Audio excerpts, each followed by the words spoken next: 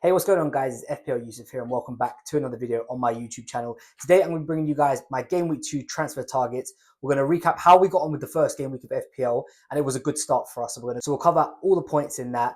We'll answer some key questions that came out of Game Week 1 as well about selling players, about looking to bring players in. We're going to go through a watch list of different players that, maybe we should be looking at, maybe we should be looking to sell. I know it's very early on, but we'll cover all of that in this video. And I'll show you guys what my team is looking like at the start of the week for Game Week 2. So I do hope you guys enjoy this video. We have a lot to talk about, so let's just jump straight into this.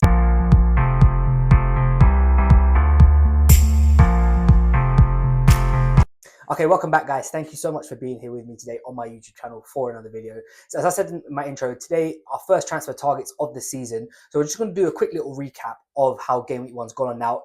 Timestamp, I am recording this on a Monday morning, so there is still one more game left to go, which is Everton and Leeds, I believe it is. So the rank, everything, all points still could change, but I'm not expecting it to be too dramatic because I think, only a handful of people will have maybe a Drewsbury Hall, maybe a Tarkowski, but it shouldn't be too crazy. So overall, it was a fantastic start to the season for us. We finished on 83 points all out. We're currently sitting at 81,000 overall in the world. So yeah, really happy with the start of it. And we actually did get some really good returns. A few blanks, which, maybe on the little bit more of a surprising side, but overall the team performed really well. So Robert Sanchez in goal, obviously Chelsea keeping a clean sheet. Maybe a bit fortunate, obviously Crystal Palace had a free kick goal ruled out, but he did hit the 4 save points, which got him the extra point to 7 points. So we'll take that one. It was a sort of toss up between him and Sells, and I think either way you look at it, it was always a 50-50 with them. So happy we were on that outcome. Murillo unfortunately lost his clean sheet. So, Forest surprisingly put a couple of goals past Brentford, which I don't think we were surprised that it was Brentford who were conceding them. I think it was more the fact that Forest was scoring goals, especially because how they started pre-season. There's been a lot made around them scoring. Unfortunately, they did lose the clean sheet to a penalty sort of like later on. I think it's about the 77th, 78th minute. So that wiped out that clean sheet. But overall, not too bad. The other two defenders, Aït-Nouri and Jed Spence, both got clean sheets. Aït-Nouri coming up with a 9-pointer. He managed to hit his DEFCON points and he snuck into the bonus as well. So I was really, really pleased with that pick. There was a lot of talk about Aït-Nouri, about would he start, wouldn't he start? How nailed was he on for minutes? And for me, it was just, one, Gvardiol wasn't there, which means that there was no chance of rotating. But two, I honestly believe that he's going to be there starting left back. I don't think we're going to see Gvardiol play left back much at all. I think, Gvardiol and Diaz will be the centre backs. And I think Aït-Nouri will be fine there. So yeah, happy to get off the mark with him. Obviously, Jed Spence as well. Most of us did predict that Tottenham would keep a clean sheet against Burnley. So, defence overall, was a good backbone, got us a great start to the season. Now, the midfield was a little bit more of a tricky one. So we'll start off with the positives first. And REIJNDERS, what a player and what a price you're getting him for. So 5.5 million, we spoke about him throughout pre-season, about how good he is. And he just showed that, once again, he's just severely underpriced for what he's going to offer. So a goal and an assist in the game. And do you know what the mad thing is? He actually lost out on 14 BPS during that game because he was offside, because he got booked. So if he had actually just carried on playing normally, he would have come away with 3 bonus points as well. So it just goes to show that actually, if bonus points wise, he is a magnet.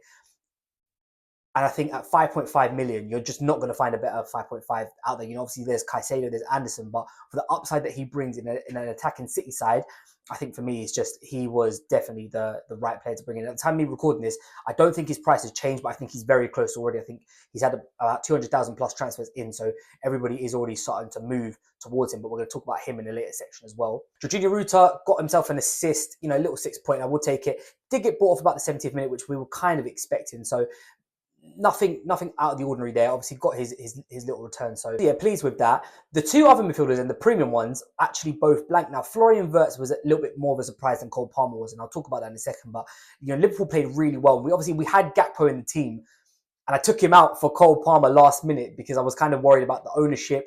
And I think that just goes to show, if you are somebody who's sort of concerned about ownership, it just goes to show that just because the player's highly owned, it doesn't mean that they're going to return. If I had left Gakpo in there, I would have more money to move, a defender up to Cucurella, who would have got a 9-pointer. Gakpo obviously did score, and he looked very good as well. Florian Wirtz, I think it was just a bad game for him. He didn't play that bad either. He didn't get any attacking returns. So, but I do think that they will come, later down the line. So we're going to talk about him in a second. But if you are somebody out there who's looking to sell, I wouldn't just yet, but we're going to come on to that. Cole Palmer, on the other hand, is a different story. So Chelsea, I didn't think actually played that well. And I thought the positions he was taking up weren't really helpful for an FPL asset. So I think there's definitely food for thought around him. And maybe, the price tag he's giving you, could you go elsewhere for the money? So we've got a lot to talk about in the next section about these sort of selling players. But the midfield was a little bit underwhelming. And finally, onto the attack, Gyökeres. didn't play that great. Arsenal didn't play that great, if truth be told. They got the win against Man United. He got bought off just before the 60th minute, so it was only a 1-pointer for him. There is a little bit of questions in my mind around him, but it is the first game of the season, so I'm not going to overreact too much. Ekitike, fantastic start for him. Goal and assist. Big points to start that Friday night off, so I was really pleased with that. And Erling Haaland, the captain, this was the 50-50 choice. It was either Salah or Haaland. Both returned, but Haaland obviously this week did come back with the bigger points and obviously helped us get a big score. So overall, very happy with how the Game Week 1 team went. A few little things to maybe tweak and maybe think about going forward, but I think overall the squad is in pretty much good shape. Okay, so I'm just going to come on to some key questions now. And the first one up is about the two midfielders who we just spoke about, Cole Palmer and Florian Wirtz. So we'll start with Wirtz first. A lot of people are already selling him. I do think he's going to, by the end of this week, he's going to hit a price drop. Now, I don't understand why. It's one, and I know at the start of the season, every year you're going to get managers who, wild card early, they panic. They just, maybe players who are new to the game just don't realize actually, this is in for the long haul and not just a one-off game. So there's obviously always going to be a mass transfer when a player does bad, especially at the start of the season when there's the most people active on the game. However, it's one game. It's one game. I think we just have to just be calm. Obviously, we all knew Liverpool's fixtures to start the season off wasn't exactly going to be great.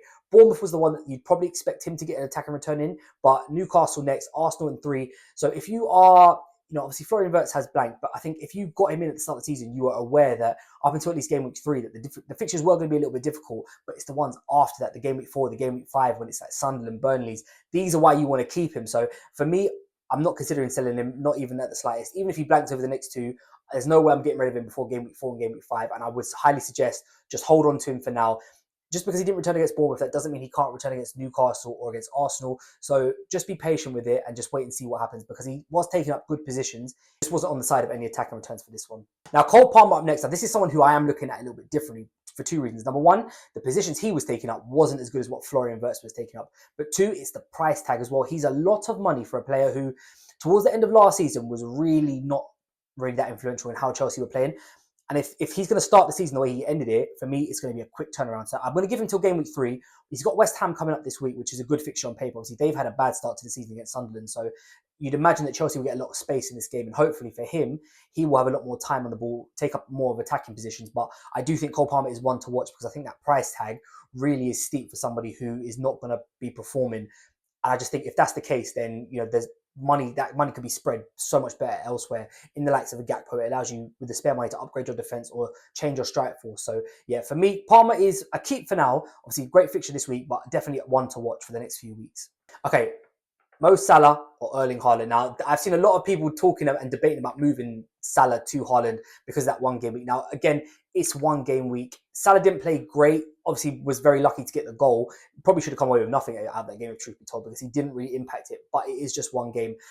You can't move from Salah to Haaland without taking a minus. And I think after one game week, it's just not worth it at all, because there's no reason why Salah couldn't go and score against Newcastle and Haaland blank against Tottenham. And this is the thing, is that when you chose someone at the start of the season, unless you picked both of them, most of us sort of chose one side. I think we were all prepared to just hold on to that, at least up until the international break. I think give yourself the first few weeks just to see how things sort of play out. If we get to game week 3, game week 4, and you decide actually, Salah's not looking that good, or Haaland's not looking that influential anymore, then maybe there's a question to be swapping them over. But I just think, for me, at the start of the season, if you've chosen on a side, you'd probably want to stick with it for a little while and just see how things unfold, because one game week isn't a telling sign over what's going to be the course of the season. So yeah, for me, it's a no-go. I would say just hold on to whoever you've got and just have faith that is the right player and that they are going to get returns over the next few weeks. The last key question is actually around Arsenal's defence. Now, like I said, they didn't play that well against Man United yesterday, but the defence was phenomenal and they were just solid, as they always are. And this is one thing that I think maybe was overlooked a little bit at the start of pre-season. Obviously, Arsenal's fixtures to start the season off wasn't great. I think Man United could have been an expected clean sheet. I think Leeds, you'd expect Arsenal to keep a clean sheet. Forest, again, same thing. Could be a little bit of a tricky one, but you'd probably back Arsenal to keep a clean sheet. So really, that's the first 3 out of the first 4 should be clean sheets. Obviously, the Liverpool Anfield game is a lot tougher, but I think Arsenal's defence are just one of those teams that if you just put a Saliba or Gabriel in there, they're just fine to start the rest of the season. I think the fullbacks are a little bit of a tricky one, because I don't think we're really sure on who's going to play.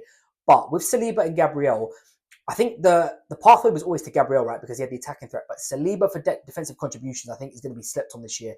And I think it's somebody that should not be overlooked, because yesterday he got the clean sheet, got the DEFCON points. And he just looked so assured for most of that game. And this is what Arsenal's defense do. They just bring a reliability of clean sheets. And also, in those games that maybe they haven't got a lot of the ball, like yesterday, they will rack up defcons because they will defend really well. So yeah, definitely something to think about. I think we'll probably wait till game week 3 now, let that go, let the Liverpool game get out of the way, and then reassess that. But yeah, I do think Arsenal's defense, for at least for the opening sort of run, isn't as bad as maybe what the fixtures show. Right, so let's talk about our watch list, and we're going to start off with the outs first. So I've got a couple of names on here, which players who maybe we should be looking at, maybe we should be taking a sort of review over the next few weeks just to see how they perform, because it was a bit of an underwhelming performance from all of them for that first game week. But as I said, it is only one game week, so we have to take it with a pinch of salt. Okay, so first up is someone who we've touched on throughout this video, and that's Cole Palmer. Like I said, he's just very expensive for somebody who's not going to deliver. Now, obviously, he has the upside of penalties. We all know what he can do, and he can have those games where he scores 2, 3, 4, and he just gets a monster haul. So we know what he can do. The question is he going to be doing that in this Maresca system? When Pochettino was there, he had the license to do what he wanted. In this system, it looks like he's almost having to play a certain type of role, which it doesn't look beneficial for his game, and it doesn't look beneficial for an FPL asset. So, like I said, they've got West Ham this week, which I think is a good fixture on paper. So I'd say hold fire for now. But I think over the next sort of game week 3, game week 4, if Palmer hasn't started hitting heights, hasn't maybe got a goal, maybe only got 1 assist or something like that, then I think there's definitely room to be looking to move him on for somebody else. Florian Wirtz is a wait and see. I think it's definitely too early to judge. I think Liverpool will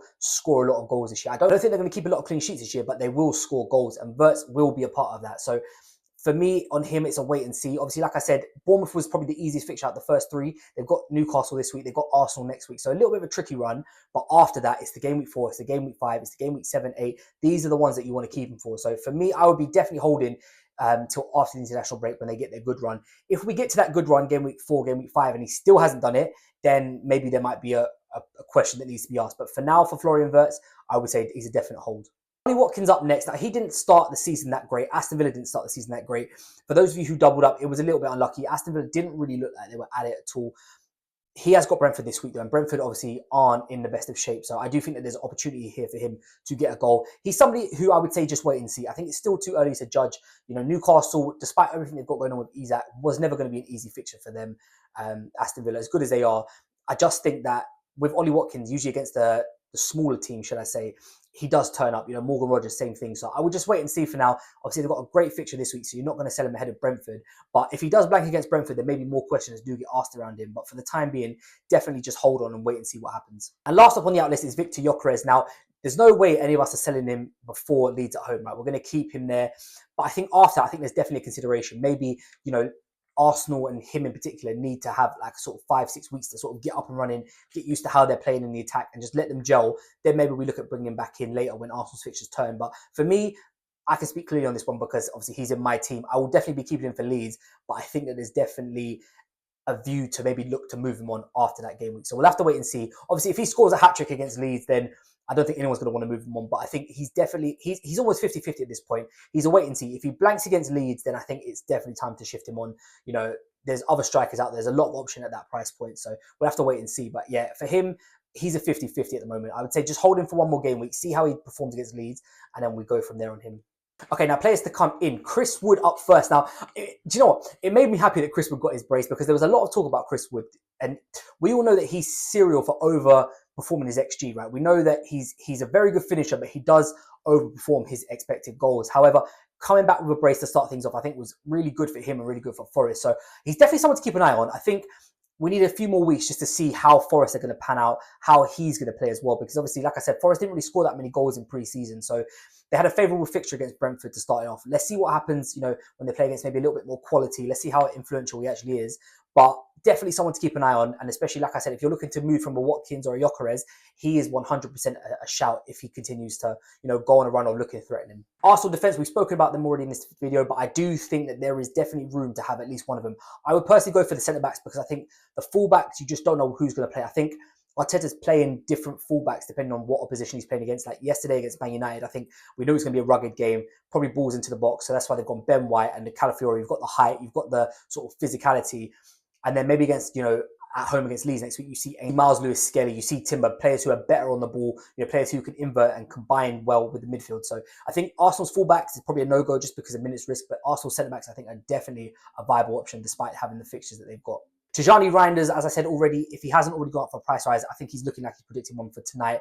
5.5 million at the time of me recording this, could be 5.6 very soon though, but I just think for that price point, I see a lot of people talking about his being rotation. I don't think he's going to be rotated at all, to be honest with you. I think he looks like he's going to be a mainstay because he's so good technically on the ball. He just looks like a Guardiola player. But even if he does get rotated at 5.5 million, can you really complain? Because when he does play, as you saw like from the weekend, he's just so influential in everything he does and how he plays. So yeah, for me, Tijani Reinders, if you haven't got him, definitely go there and get him now. You know,